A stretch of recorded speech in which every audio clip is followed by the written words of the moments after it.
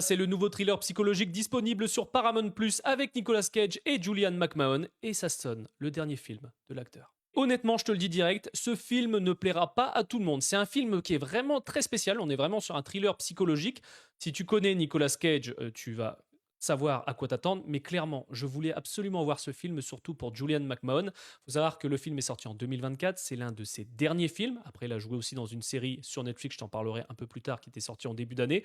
Le film s'appelle The Surfer. On y suit un père qui emmène son fils sur sa plage où il a surfé étant plus jeune, sauf qu'ils sont accueillis par les locaux de manière très agressive et ils sont même chassés de la plage. Et le gang local, commandé par Julianne McMahon, son personnage est hyper glaçant.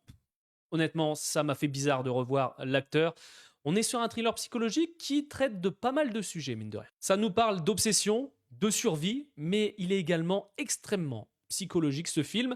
Je te le dis en termes de style, oui, c'est un film qui est très très spécial. Je pense que c'est soit tu vas kiffer, soit tu vas détester. Encore une fois, je trouve que c'est une belle performance de l'acteur Nicolas Cage. J'ai passé un bon moment, le film dure quand même 2 heures. Alors oui, hein, il y a des moments, tu vas dire, c'est totalement what the fuck. Le final est franchement pas mal.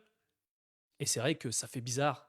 Clairement, je te le dis, hein, pour les fans de Julianne McMahon, vous allez le regarder surtout pour l'acteur, mais même son personnage est hyper glaçant.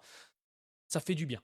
Honnêtement, ça fait du bien. Alors oui, avec Nicolas Cage, je sais, beaucoup vont dire oui, on est sur des séries B, etc. Non, on est sur un très bon film. Le film avait été présenté d'ailleurs au Festival de Cannes en 2024. Il avait été plutôt bien accueilli par la critique.